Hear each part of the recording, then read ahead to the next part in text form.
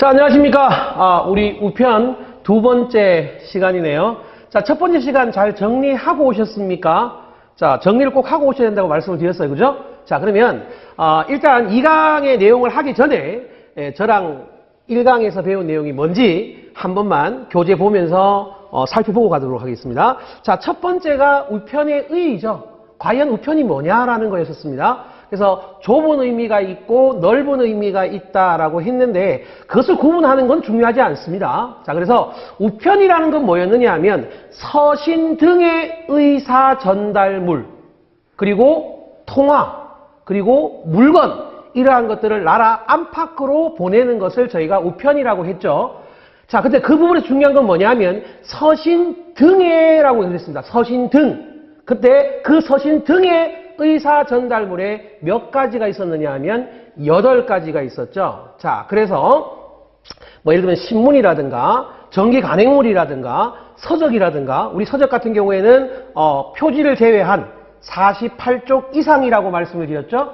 자, 그리고 뭐 예를 들면 발행인이라든가 인쇄소라든가 그죠?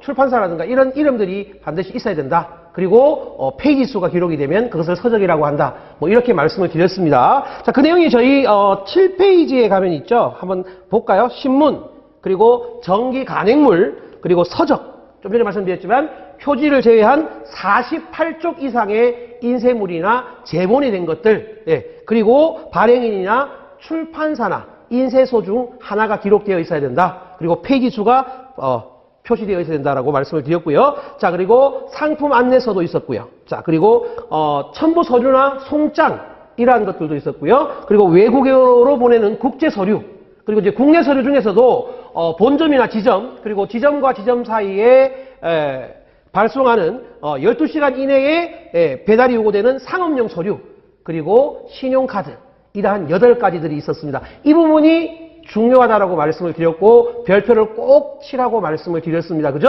네, 기억해 두셨으면 좋겠습니다. 자, 그리고 다시 앞쪽으로 와서 저희가 확인해 볼 사항이, 자, 우리 우편의 경영은 누가 한다 그랬죠? 국가가 경영한다라고 말씀을 드렸고, 실질적으로 관장하는 것은, 관리하거나 장악하는 것은 과기부 장관이다. 예, 이렇게 말씀을 드렸습니다. 자, 그리고 이게 국가에서 한다고 해서, 국가가 경영한다고 해서 공법상의 관계가 아니라고 말씀드렸다. 그죠? 자, 이 우편이라는 것은 우편 간서와 여러분들 간의 계약이기 때문에 사법관계다. 이렇게 말씀을 드렸습니다. 그죠? 공법관계가 아닙니다. 예, 사법상의 계약관계다라고 말씀을 드렸습니다. 그것도 한번 체크했으면 좋겠고요.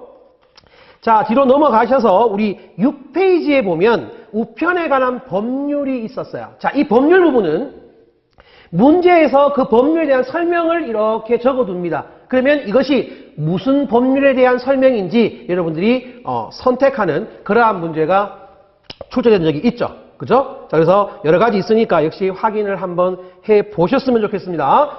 자, 그리고 뒤로 넘어가서, 자, 우리 서신 독점권이라는 게 있었죠. 서신은 누가? 국가가 독점을 한다라고 말씀을 드렸습니다. 자, 그러면 저희 8페이지에 7번 내용을 한번 볼까요?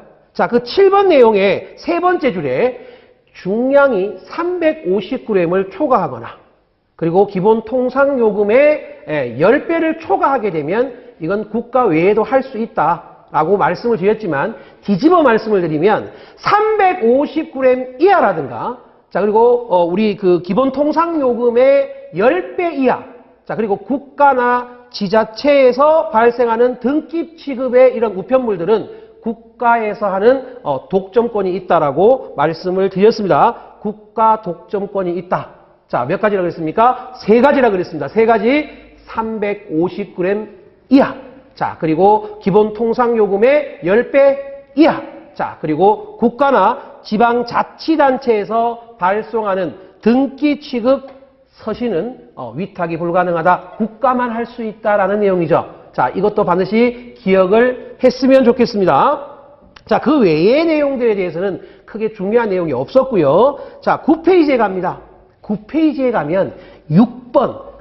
자, 이것도 별표를 치라 그랬죠. 자, 중요한 부분입니다. 우편 업무 전용 물건의 압류 금지와 그리고 부과, 세금 부과하는 것은 면제가 된다라고 말씀을 드렸습니다. 자, 그래서 우편 업무만을 위해서 사용하는 물건들, 건물을 포함해서, 우체국 건물을 포함해서 그 우체국 안에서 사용하는 컴퓨터라든가 각종 집기들이 있겠죠. 그죠? 그러한 것들에 대해서는 압류를 할 수 있다, 없다? 없다라고 말씀을 드렸습니다. 자, 그리고 역시 우편 업무만을 위해서 사용하는 물건들에 대해서는 국세라든가 지방세와 같은 세금을 부과할 수 없다. 즉 면제다. 이렇게 말씀을 드렸습니다. 그래서 이 6번 내용도 별표를 반드시 표시하시고 암기를 꼭 했으면 좋겠습니다.